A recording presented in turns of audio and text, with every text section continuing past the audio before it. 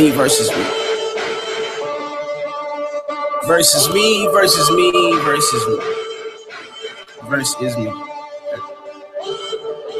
Coming for you.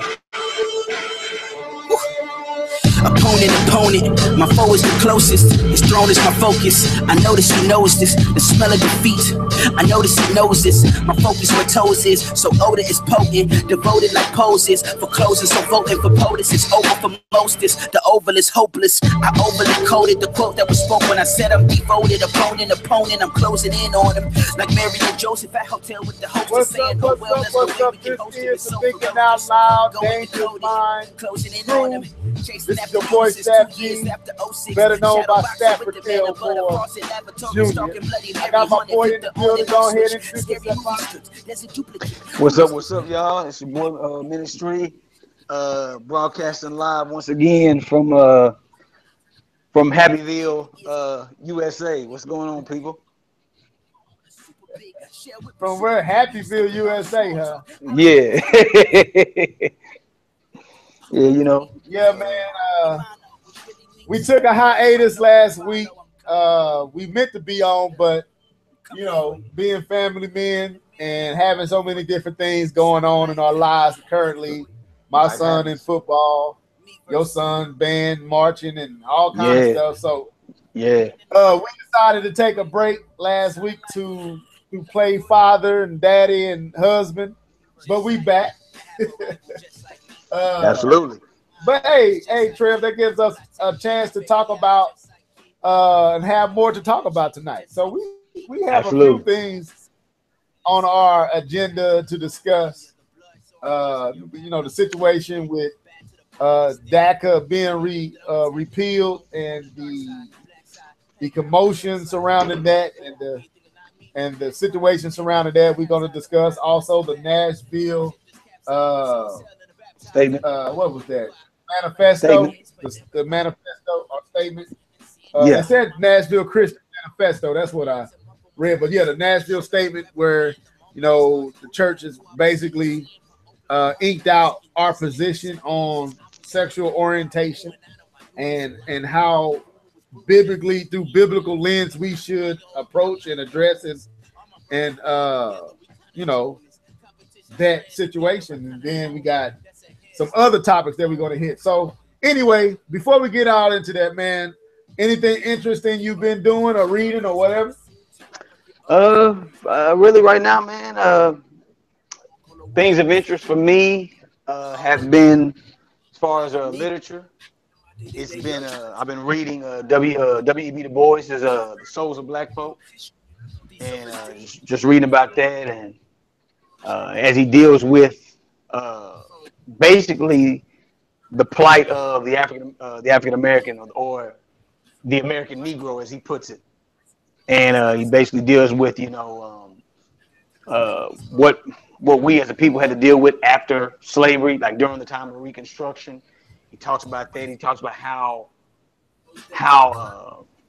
just how turbulent of a time that was for blacks, because of the aggression and anger that was, you know, lauded towards, you know, towards blacks, you know, from whites in the South, because for one thing they were free, and then also, you know, they were sore over the defeat at the hands of the Union armies, and then with Reconstruction beginning to take place, it was a real volatile environment for blacks at that time. And he talks about the Freedmen's Bureau and how they were the agency that was responsible for trying to bring Reconstruction into play practically, and you know, they talk about the whole, you know, the 40 acres and a mule and all that. Right. But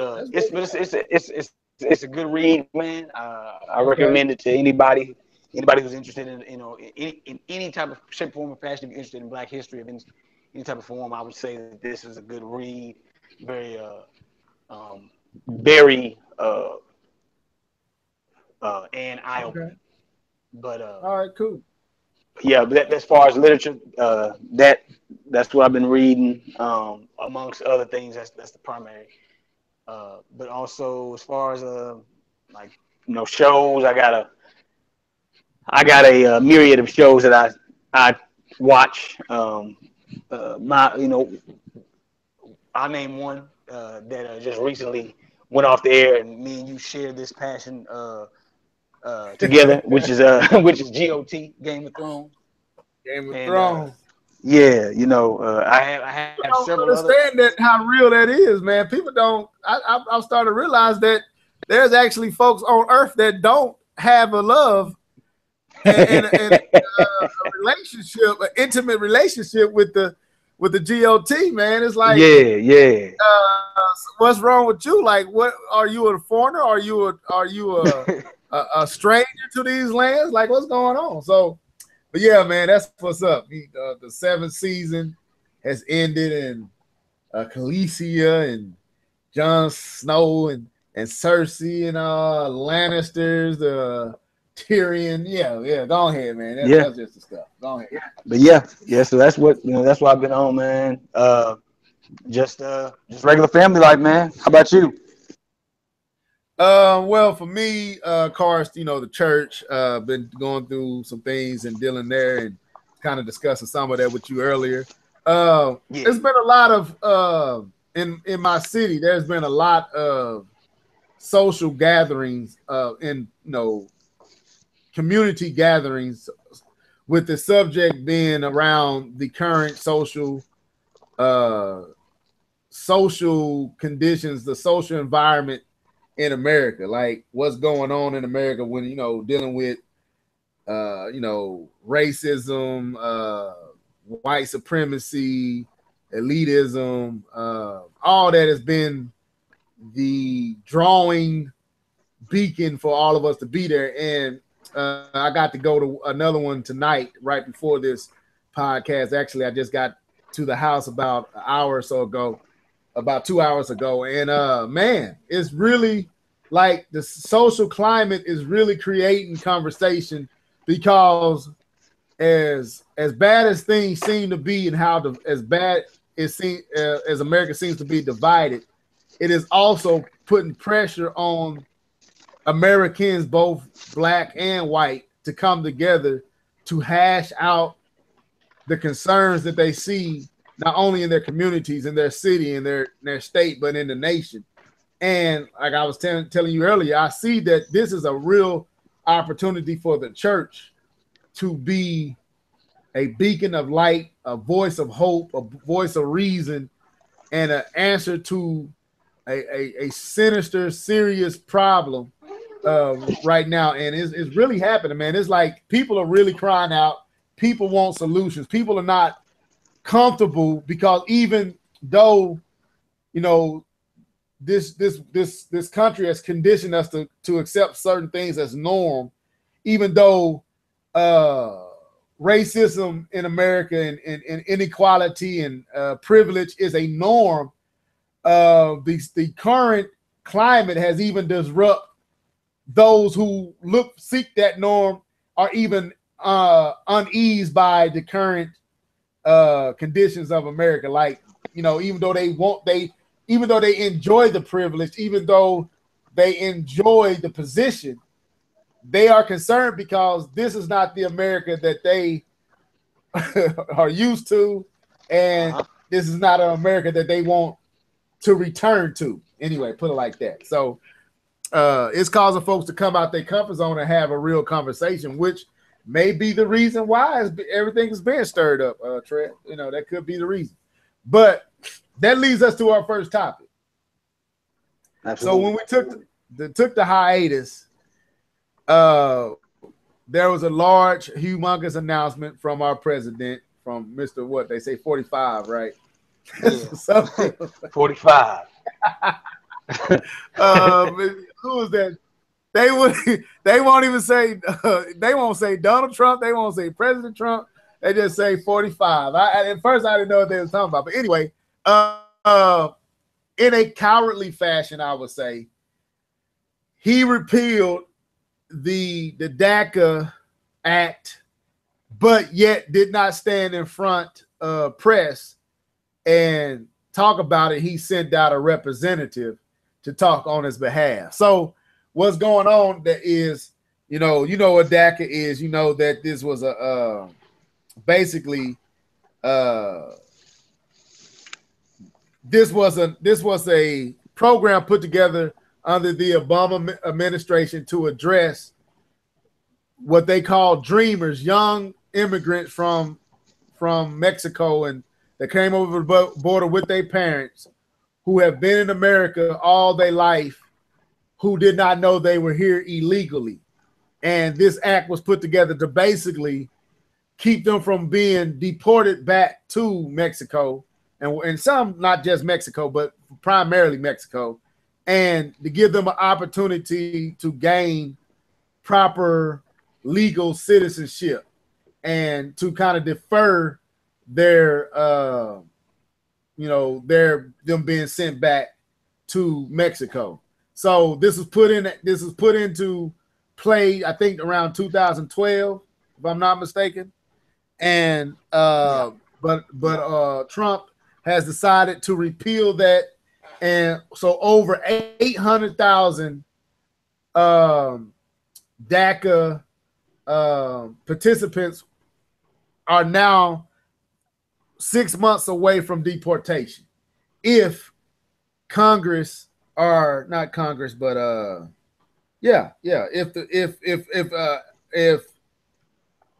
if a resolve is not found and a solution is not found within 6 months, they will all be deported, basically. So I'm reading here and it says, a week after concerned Republicans promised quickly to work to shield young undocumented immigrants from President Trump's decision to end the federal protection, lawmakers have tied themselves in knots, trying to figure out how to proceed with only 6 months to find a way forward.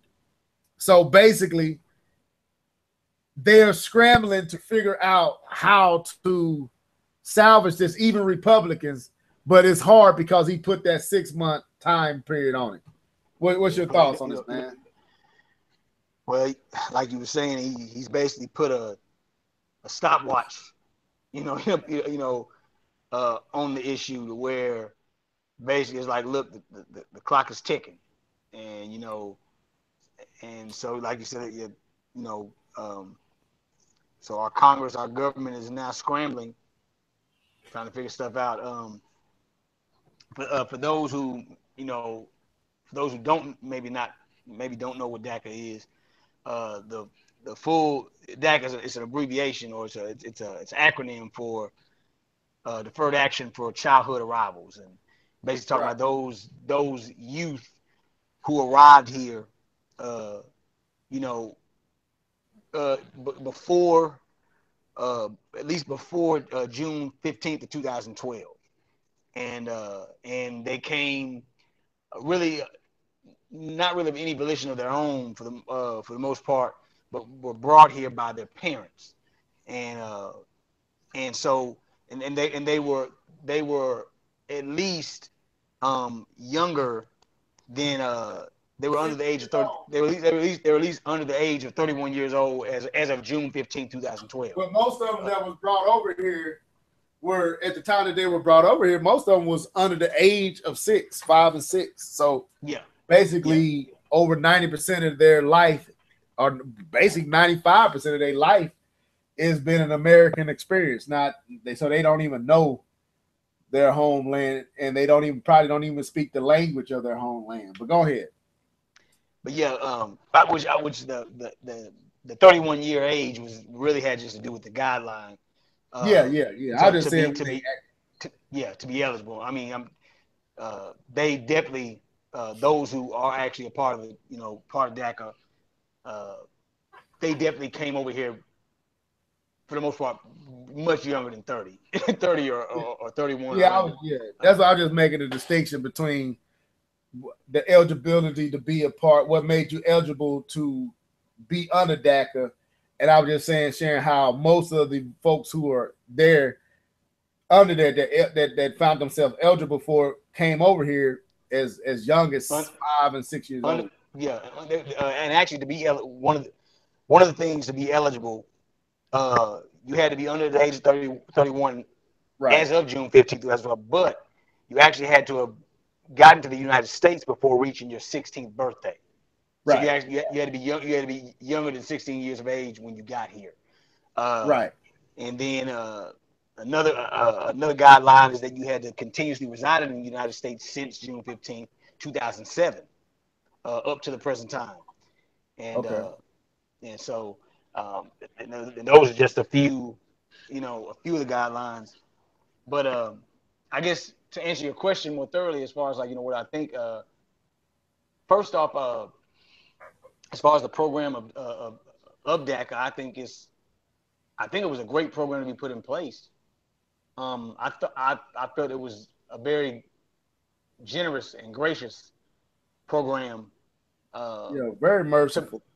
Yeah, to be put in, and for and especially for a country that has many pockets of society crying out for,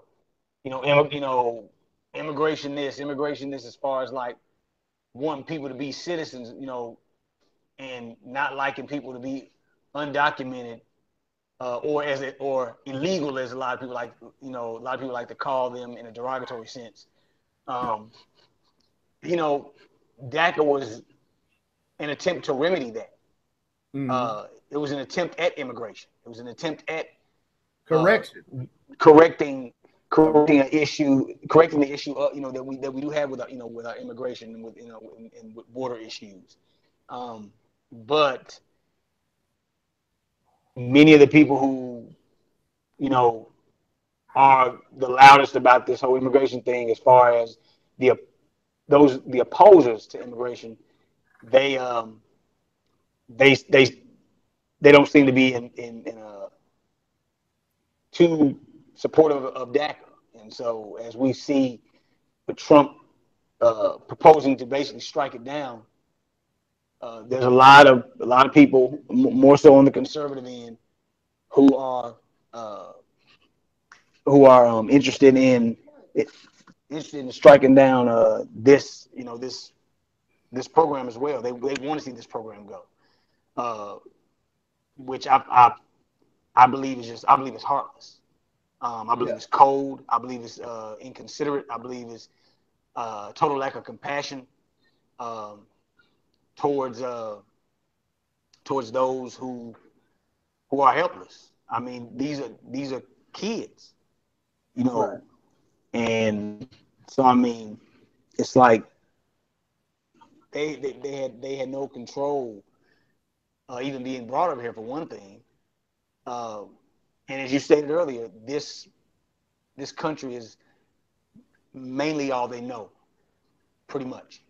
Yeah. And so this country is just as much their home as it is anybody else's. They know that, they're more accustomed and akin to American culture than they are than their native land. Right. And so I mean, yeah. So me, as far as what I think DACA is a good program. I think it should be upheld and kept in play.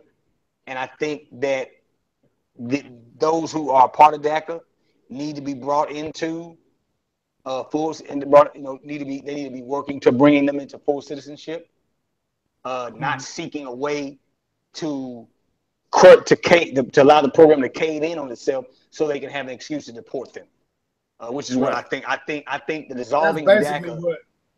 The dissolving of DACA, I think, is an excuse to deport these young people, which is heartless. It's to create a situation that is unresolvable in the time frame that you allow for the resolution or the resolve to happen. You're not giving them enough time to work out a solution within 6 months with all the other things that are going on. And so basically, and that's what the article here, and this even coming from, like I said, Republicans who are trying to salvage and trying to do right because they don't agree that this program should have been ended.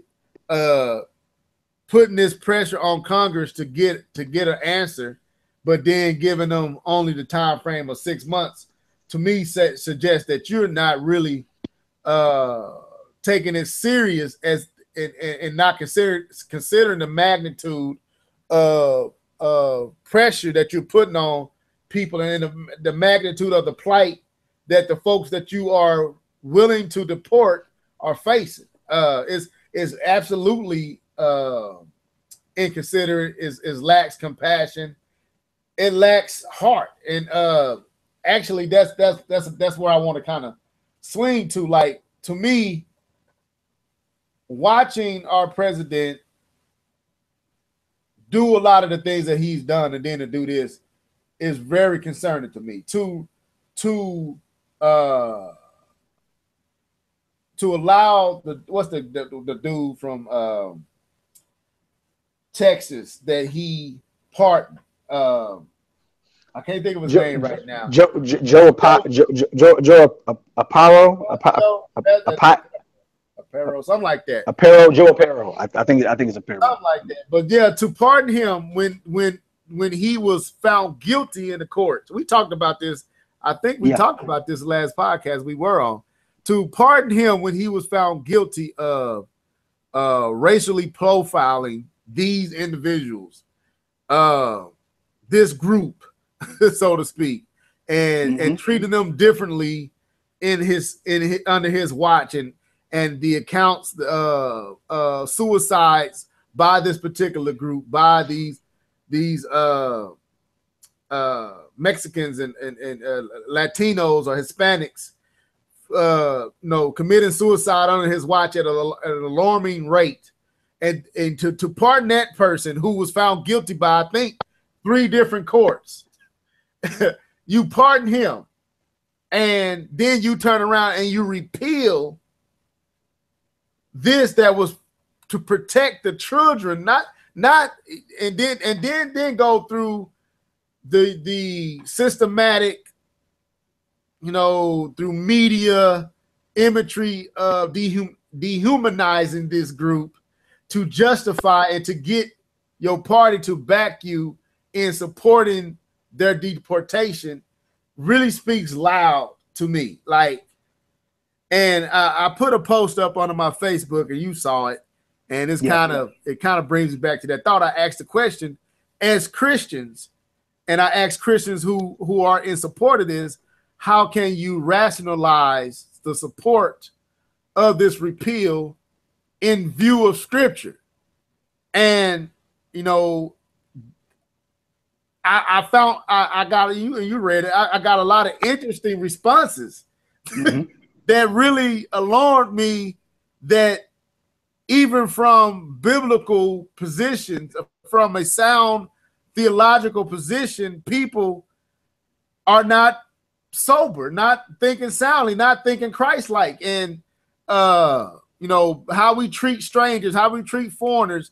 Do unto others you have them do unto yourself. Don't think of your own, think of the things of other. Don't put your things ahead of others, but kind of take a back seat on your thing and consider the things of others. And Philippians and all that, and Mark and Matthew talking about, you didn't feed me, you didn't clothe me when I was hungry, when I needed shelter, you didn't bring me in. And he's like, when did we do this? When you did to the least of these. And it talks about all this. And wow. So how do you rationalize such a position, and then at the same time side with a person who is pardoning people who have been found guilty of racial tendencies, or just flat out racism, and it's like that really did not cause this topic to linger too long, but it bothers me, man. It really does, and it's like it makes me wonder what is, if this is who we are as a nation, if this is who we always been. It makes you question everything, the flag, it brings up a lot of questions, and Not to get into you getting real controversial, Stab. No, not in the sense it makes you question. You questioning the flag? Not the flag. Not in the sense of it's not the flag fault. It's the heart. I'm joking, Stab. Okay. You know, the heart behind the people who salute the American flag. If this is who we are, and this is what America is, then are we the home of the free and the brave? Or are we the loving country that we love to paint ourselves as, or are we something else? And you know, that's where it brings me to. But I'll get off my little soliloquy and turn it back over to you. I mean, I think it's when you brought up Matthew, the book of Matthew, yeah, and was talking about, you know, when Christ talked about, you know, if you've done this to, you know, to the least of these, you've done it, you know, you've done it to me. And I thought that was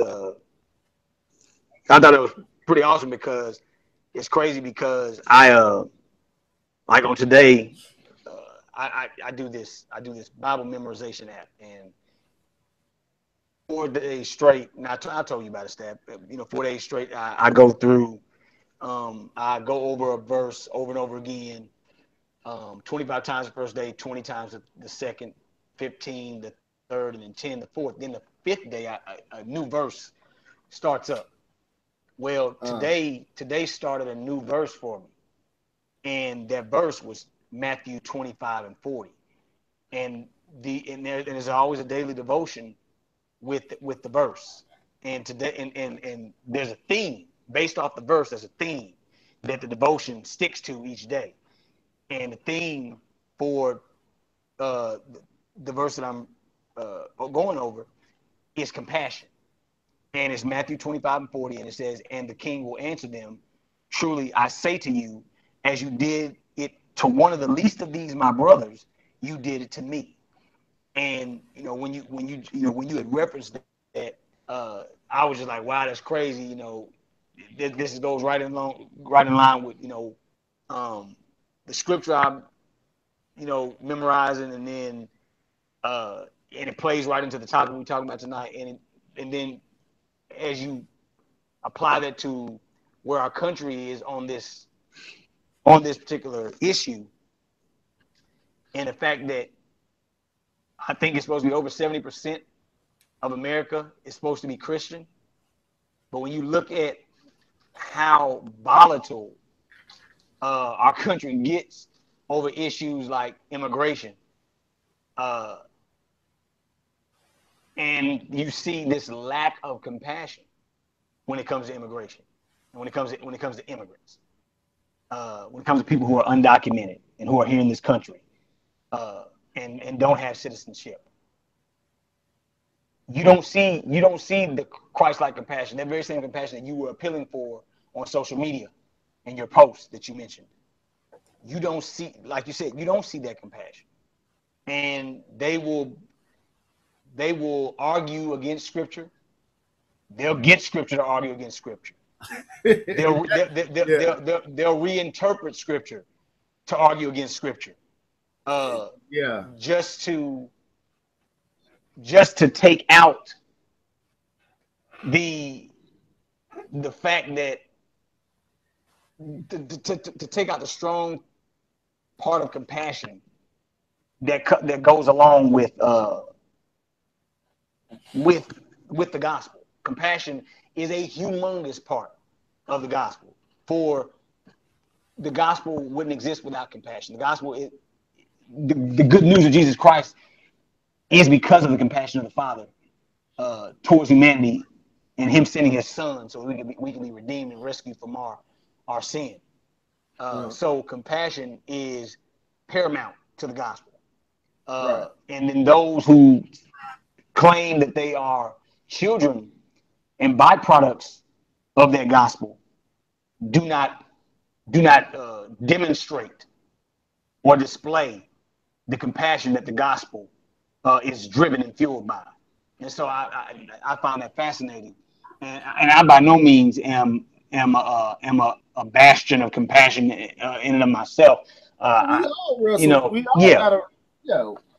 yes, but I find that very fascinating that we a Christian, quote unquote Christian nation, who was built on Christian values, we don't display them. We display compassion when it suits us. We do like Christ said not to do. We display pagan compassion, which is we show compassion to those who are of like mind, or we show compassion to those to whom we have some type of connection to, or those whose interests align with ours. And go ahead. Go and finish your thought. And I wanted to kind of bridge us to another thought we wanted to talk about that kind of plays into what you said. But go ahead, finish your thought, and then I take it there. Well, I was really bringing it in, but just the fact that that we as a country, we're very stubborn when it comes to issues like this. And I wanted to say that I believe that the reason why immigration is such a hot topic is because I believe underneath this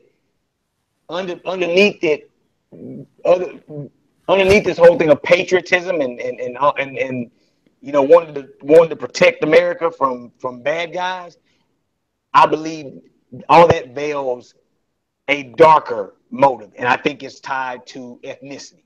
I think it's tied to race. Right. I think it's because we have brown people and darker people coming into this country who don't look like us, they don't talk like us, they don't act like we do, and we don't fully understand them, and so because of that, they're a problem. And also because they didn't start out here, they don't belong here. They don't right. We don't even give them the opportunity. We don't even believe they should even have the opportunity to even try to forge a life here. Forget the fact that they come from some of the worst conditions across the border, and they're escaping, human trafficking. They're escaping, just some of the most unlivable conditions and poverty and things of that nature. Forget that. No, we're concerned. Well, they're breaking the law. Okay. You break the law when you exceed the speeding limit. I don't see you broken over that. You seem, we seem to be fine with things like, if we're going to be sticklers for the law now, we're going to be such sticklers. Okay, let's adhere to the law totally. Then, let's not right. adhere to it. But go ahead, because we. I know we only.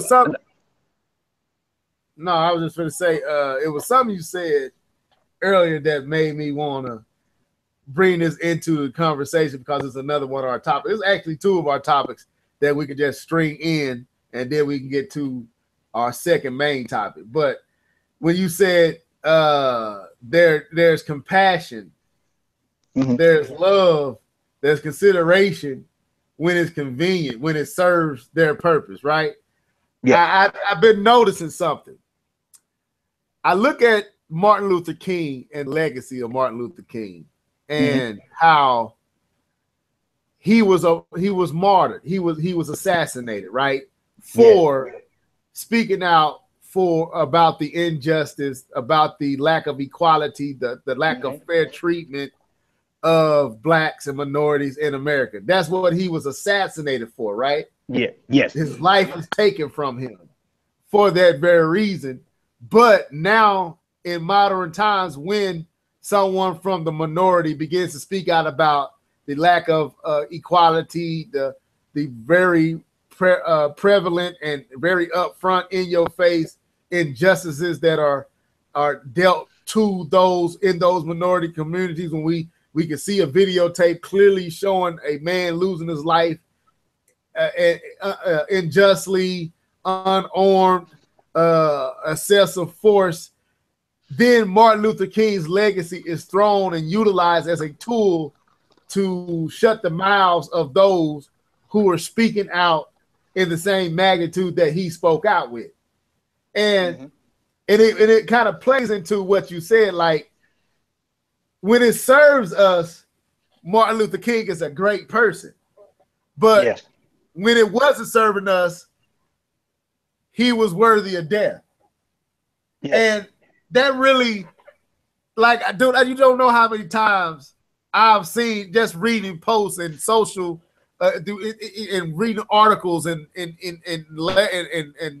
surveys and different things. How many times MLK, how many times Martin Luther King will be quoted about black men and white men and desegregation and I have a dream. How that speech is thrown in any person's face that talks about the current conditions of inequality in America.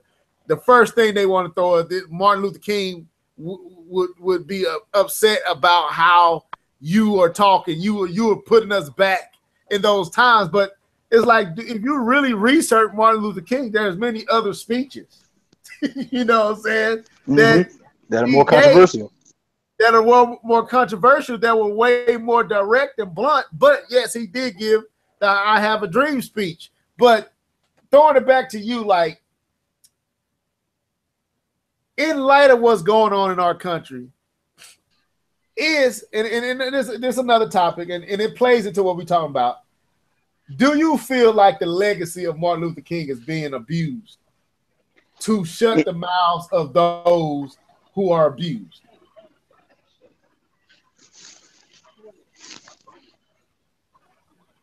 This is in your head. I do feel like there are times where it is. I feel like where, like as you stated, where it suits, where it suits a person's argument, or point of view, when they want to silence. When they want to silence someone, especially to me, I see it getting thrown in our face all the time, and I see it getting thrown I see it getting thrown in black folks' faces a lot. Like if we bring up something about race and we bring up something about what we deem to be in it and inequality or inequity, and first we get called race baiters, right? We're race baiting, and then they'll say there'll be a statement made like, I don't think this is what Martin Luther King fought for, right?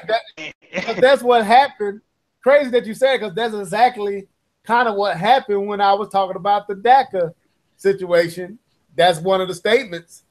This is not what Martin Luther fought for. But go ahead, you're right on the money. That's why I brought it up. Yeah, and which it's crazy because, like, the thing is now, of course, they're going to say that about DACA, which I believe if Martin Luther King was still alive, I wholeheartedly believe he would be defending the immigrants, because what people have to realize about Martin Luther King is that he always fought for the marginalized. He always fought for the downtrodden. He fought for those in poverty. He fought for those marginalized. He fought for those who were racially marginalized. Those who were victims of Jim Crow, victims of social marginalizations, people who were couldn't get certain housing, whether it be because of racial or just if it was classism, racism, whatever it was. He always fought to see America live up to its creed, live up to the Constitution, that so many of our conservative brothers and sisters love to throw in our faces. I'm about the Constitution. Well, it's amazing that you're about the Constitution when the Constitution says that we're all supposed to be equal. And but when we talk about equality, you get the heebie-jeebies, and you get fidgety, you get the squirm, and so I mean, so what it's like you're about the Constitution. Basically, you're about the culture that the Constitution was written in more so than the Constitution, because the culture that the Constitution was written in was a culture where men of power and wealth were talking about wanting independence and freedom, while at the same time owning people and not allowing them to have independence and freedom. So I feel like when they say I'm about the Constitution, that's what rings in my ear. That's what I hear when they say I'm about the Constitution. I basically they're trying to throw our country's documents in the face of people who simply want to become a part of this American dream. They simply want to become a part. They want to be able to come up under the Constitution. But and let me add this in there too. While you saying what you're saying, going back to MLK, when you were saying that you wholeheartedly believe he would be opposed to the repeal of DACA. When the person said the statement, I don't believe this is what he fought for. What they were missing is the fact that DACA is just a current conversation. But what I was alluding to is the heart behind its repeal, and the heart that's behind its repeal is the same heart that took out the very person that you said didn't fight for this. It's the heart that kept the people marginalized and in slavery for 400 or more years. The same heart is what's repealing this legislation, this program to aid those who are at a disadvantage, who of nothing that they did of themselves or found themselves in this position. And it just shows a lack of heart and a lack of compassion. And in order to have that position, you got to make a people be less than who they are as humans. Less than people.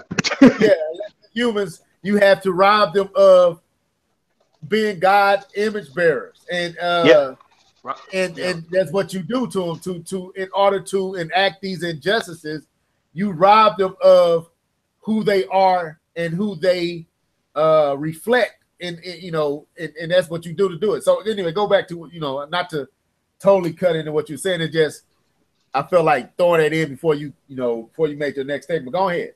I ain't mean to take over, but go ahead. No, that's good. That's good because it brings me back to something else that I wanted to point out is that what is also something that needs to be made known is that and it goes back into this whole almost kind of like a whitewashing of MLK's legacy. And when I say whitewashing, not so much a whitewashing of him and his legacy himself, but a whitewashing of America's attitude toward MLK, toward him during his lifetime.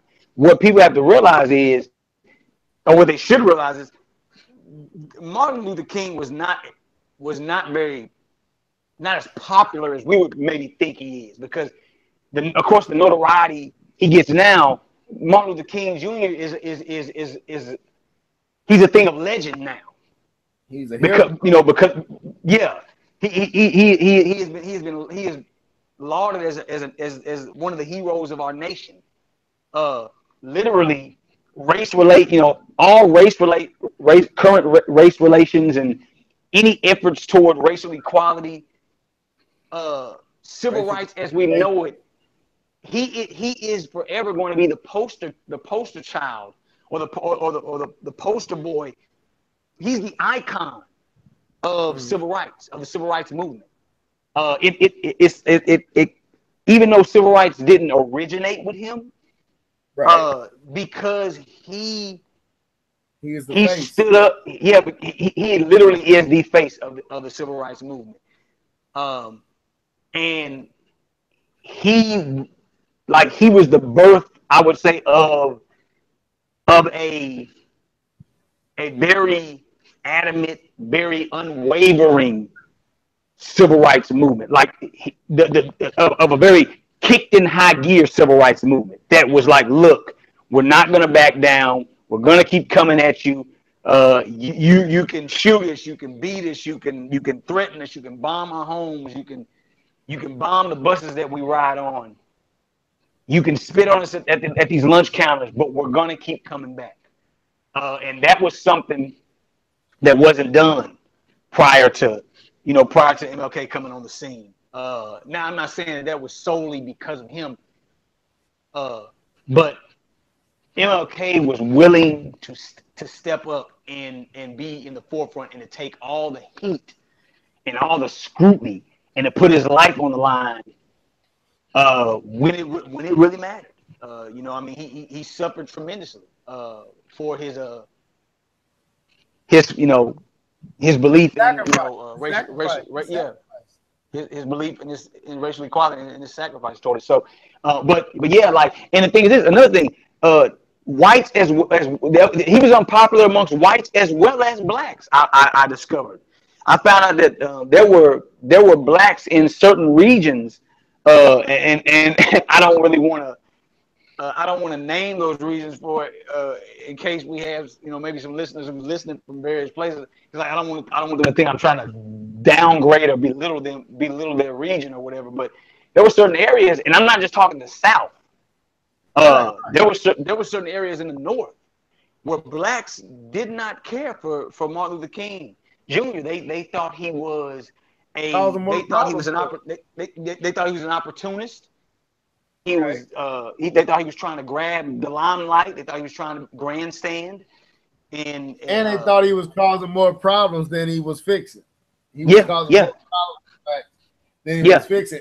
That his approach for some wasn't the approach that they wanted to take. They, the nonviolent way for some, that was the issue, especially like certain groups. And then, like you said, some did think he was grandstanding or trying to create a platform off of this, and others, felt like he was making their life harder, making their life, making them a bigger target because of the pressure that he was applying on this government and on this nation was making all black people targets, of retaliation, so to speak, to his protest, just like Colin Kaepernick, Colin Kaepernick protests made anyone who spoke out targeted even the more because of the vitriol towards him and his protest. So right, yes. So yeah, go ahead though. Go on, finish what you're saying.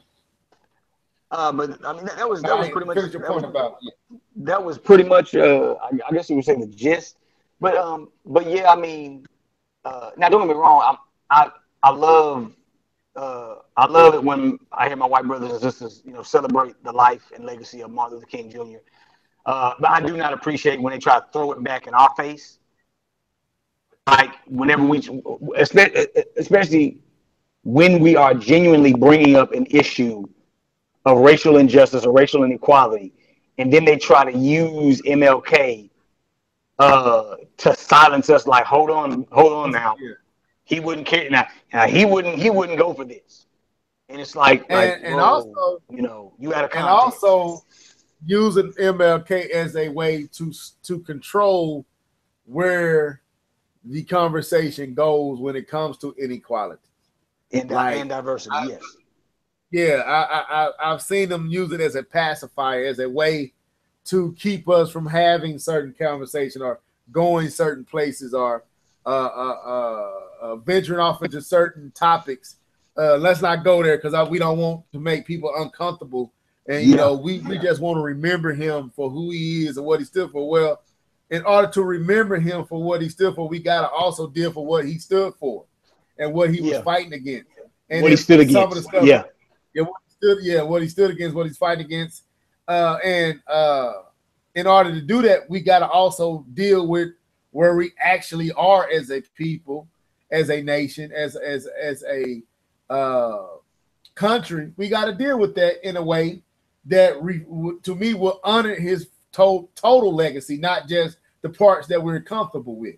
So I think me and you experienced that before. And looking back on that, I might have, with my mindset now, not approached that exact same way. So anyway, let me say this, man. Let's move to another part of this conversation before we get to this final one. How do you feel young America and their psyche is being affected by the current climate in America? Meaning, you know, we know that racism is taught. It's not a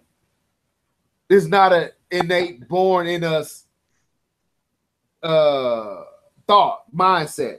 It's literally something you have to teach a child to be this way. You have to teach a child to see another child of another hue less than themselves. You have to teach them that. So what I was noticing and what I thought was happening, I'll be honest, I literally was believing this was happening. I thought as the times and generations were passing that our kids were becoming less and less impacted by racial division.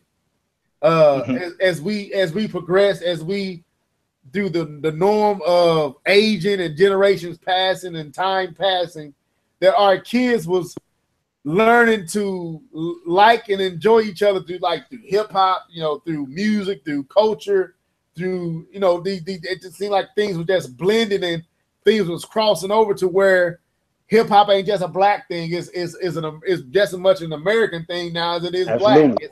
It's the rock and roll of the 21st century.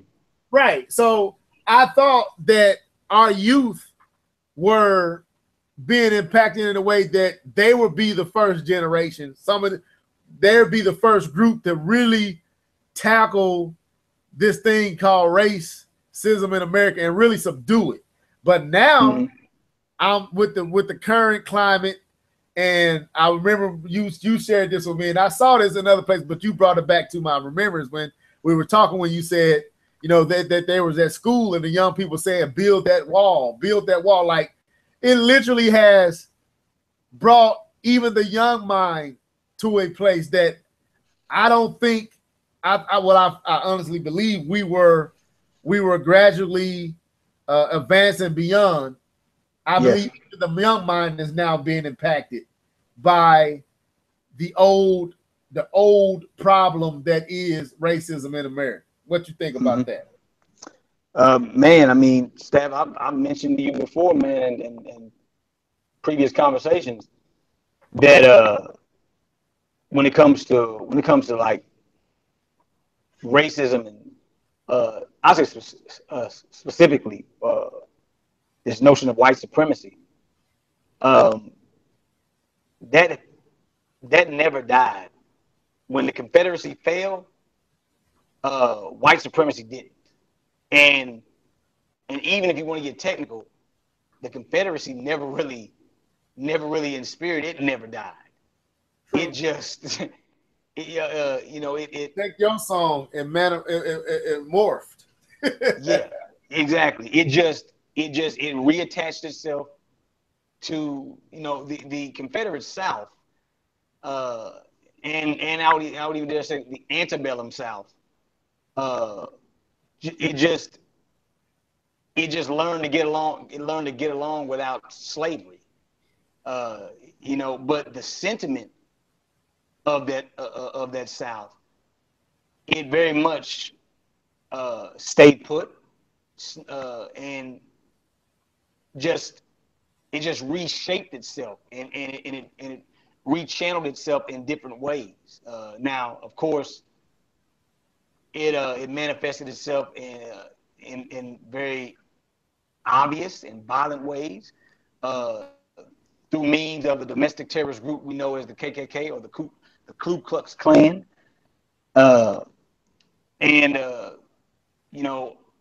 then later on another variation of that, which would be the neo-Nazi groups that we see, and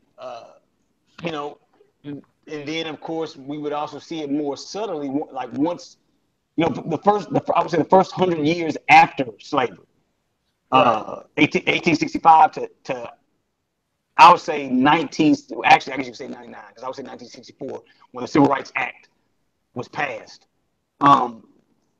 which is basically 100 years. You basically might as well say it's 100 years. But those first 100 years, Confederacy was white supremacy was definitely in full effect, in the form of Jim Crow, and the segregation laws and Jim Crow laws and redlining and things of that nature that was going on, and lynchings and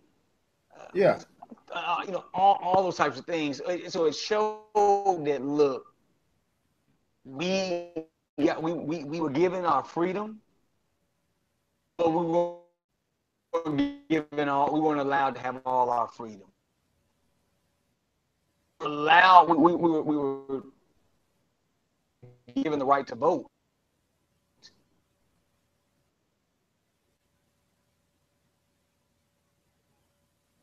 Exercise that right freely, I would say, until what the 60s? 60s and 70s.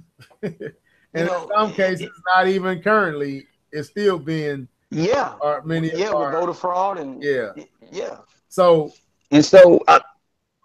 but I mean, so I would say that we're still I'm like you, Staff.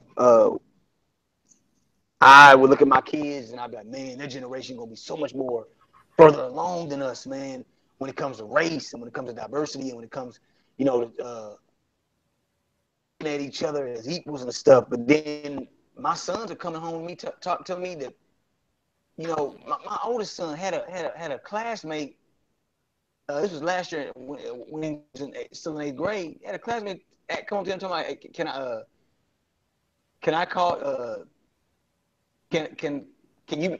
can I treat you like my pet monkey? And say me, and not realizing the connotation of a monkey as it relates to sex. Not realizing what that connotation meant. Yeah. But I was like, "Stay, that's not that wasn't a good thing." I was like, "Nah, he's not your friend." Like the guy who said he's not your friend. But some of the statements in my middle school, I have a set of twins who are in middle school. The things that they say that classmates say that have racial connotations to it. These are kids. Yeah, and I remember my wife came home. She worked in the school, so she came home and one of the students was really disturbed in the start. After Trump won and said, are we going to be sent away? Black students are we going to be sent away from America? They didn't literally, because based on what he was saying across his campaign trail, it was the kids was hearing this, and like you said, when you also hear build that wall, these were kids. And so the reason I asked the question, when we looked at the Charlottesville, Virginia situation, if you looked at the crowd, one of the most shocking and puzzling things was not that these groups were rallying and coming together. That was a shock, but the age of the participants was a huge shock to many, because a lot of these people were very young adults, like 20s, 19s, 22s, college students who were participating in that march. And it's like 30-somethings. Yeah, well, you can expect the 30. I can expect people in their 30s and 40s to kind of have some, but you really wouldn't expect. I'm not gonna lie, I wasn't expecting the 19s and the 18s and the 20s to be as, I guess, caught up in that narrative. Like that would be I thought the millennials were past that. That this is an old battle amongst older folks and younger, middle-aged adults and older. I didn't think this was a young adult teen conversation, but it's even farther along than young adult teens. It's even in our adolescence. You know what I'm saying? Because what you told me, those were elementary, 4th, 5th graders. What my wife was sharing with me, those were 2nd and 1st graders concerned about are they going to be forced to leave the country, crying because they are scared of Trump and stuff. Like, dude, so this is really affecting even young America is affected, and they psyche is being, and their mental state has been, being impressed and being conditioned and being shaped in fashion in this climate as well. So it's an overall concerning situation right now in America. Yeah, it is, man. It is. I mean, it's discouraging at times. It's definitely frustrating as a black person in America to see, especially someone like me. I've been very optimistic of my country and felt like we were getting further along. And don't get me wrong, we made considerable progress. I mean, like I said, I'm sure gentlemen like W.E.B. Du Bois and Booker T. Washington and James Baldwin and guys of that nature, I'm sure they would applaud some of the advancements that we have had in our generation and some of the privileges that we enjoy that they didn't. But yet and still, I believe them, if they can be here and be here long enough, I believe upon further analysis of our nation, they will begin to see some of the same hypocrisies and some of the same practices rear their ugly heads, just in a different manifestation or a different format, if you will. And I believe that they would once again become critical and scrutinizing of our nation once again, and its inequalities. And so, but yeah, I mean, I love my country. I do. I wouldn't want to be anywhere else. But it doesn't mean I should just sit back and look at it at the garbage that we have in certain elements of our society and just be like, oh well, hey, you can't win them all. No, it needs to, something needs to be said. So, but right, we need a total.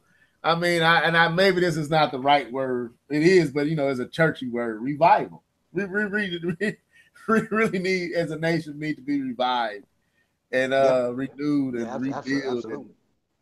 And, I know we had another topic that we was going to talk about, but I feel like we could actually table that for the next podcast if you want to. That's fine with me, man.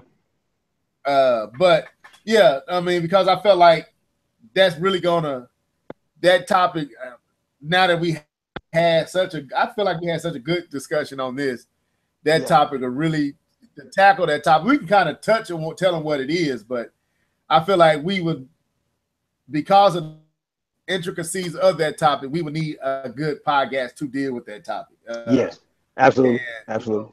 But the Nashville. Go ahead. You can kind of tell them what we're talking about and kind of give them a head up what we're talking about, along with other things next podcast. Yeah. Next podcast, we'll be doing with the topic of the Nashville statement, called such because of where the parties who signed it or who initiated it, where they convened. They met up in Nashville, Tennessee, and there was a statement that they drew up. In this statement, it had a preamble. It has a preamble to it. And then it also has 14 articles. And each article has an affirmation and a denial pertaining to human sexuality and what the Bible's stance is, or what the Bible's proclamation is on human sexuality and what the church's stance and response to Scripture, and also how they would be responsive toward society and culture in light of that. So it was basically just a statement that clarifies the official Orthodox position of the evangelical church in America. And so, right. But like you said, that alone is a topic. That's a big topic. Yeah, that's a topic to tackle. And that's why I was like, to get into that, we need time. We really need time to really express ourselves, and I don't feel like rushing to. I don't feel like we should rush such a topic. That topic deserves pretty much a whole podcast to dialogue, because you're dealing with like I said, human sexuality, sexual orientation, and the position of, I'll say, sound theology, position of where we as believers, as Christians, are to stand in light of that, and also how to. And it is a civil affair. It would fit in this conversation, but it needs its own space to be vetted out and to be discussed. But how we are to treat, I guess, the action versus the person, and that's really what the discussion comes down to. And so, we need to kind of go through and give me an opportunity to really read what they're labeled the manifesto, but I guess the you said 14 parts. It's 14 articles. It's the Nashville statement. If you actually go to the website, there's no mention of manifesto in any of it. I've read it.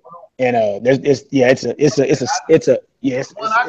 it says the Nashville Christian Manifesto. I don't know why it's saying it like that, but that's what it's saying. So is this by, it could be by folks who aren't Christians. It's off of CNN. It's saying evangelical group issues Christian manifesto on sexuality. That's what it says. That's not what the initiators are calling it. And the people who initiated this, it's the Council of Biblical Manhood and Womanhood is the group that came together and initiated this statement. And and there's a website where you can go and actually go and read through. Yeah, you can read through it. Council statement lists 14 affirmations and denials. That's what it says in the article. But CNN labeling it a manifesto. But I'm gonna read it so I can kind of update myself and familiarize myself with.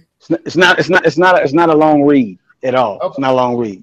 So that'll give me bring me into a place where I can have the conversation with you rather than sit back and have to lean to your knowledge of it. But so look forward to that. Again, this will probably be a continuation discussing America's civil affairs. But let us know what you think about this. Give your opinion on this. We touched on a few things, all kind of stemming from the same place. The situation with DACA, the situation with Martin Luther King's legacy, how it's being utilized to kind of suppress and silence the outcry of minorities in this nation in light of a lot of the resurfacing issues around the race, and then the effect that it's having on the young minds that are coming up that's going to take over this nation. Like it's like a revolving door. This thing is amazing. Now that I'm being older, I'm able to see how this thing is allowed to continue to exist. This is how it is, So, but this will conclude this particular podcast. You got anything else you want to say before we get out of here, bro? Man, just once again, enjoy being able to come together once again and have these discussions, man. With everybody out here, in podcast land, and just be able to chop it up once again about some real topics. So I enjoyed this time, chopping up with you, Stab, as usual, and for all of our guests that we got, hey, rate, review, subscribe, leave comments, let us know what you think. Maybe if I was Cray, they know who I was. All right, this is your boy and ministry that D signing out, thinking out loud, dangerous mind. It's been a good one. Till next time, folks. I'm still the Phantom of the Opera. My composers, Hova, Hoja, take me to church. I say hello from hell, frozen over. Fell from heaven, but now I'm supernova. I'm trying to make it to the gates with this weight on my shoulders. Lucifer's replacement, and I'm feeling bipolar. Merry Christmas. Catch me on the island full of misfits. Suicide Squad, and I'm feeling like the Joker. Never been happier. I had to learn the roller coaster. It's always fast. It'll never crash. Keep my composure. Bittersweet aroma as I turn the corner. Me and Shabby taking over Kirk. I wish you Clovers. If you lean a little closer, recovered from my first deal. Still ain't kosher. I should have my first meal. I just changed the culture. Swoop crying in a Lambo. I should have a chauffeur. Tired of these posers, but no sir.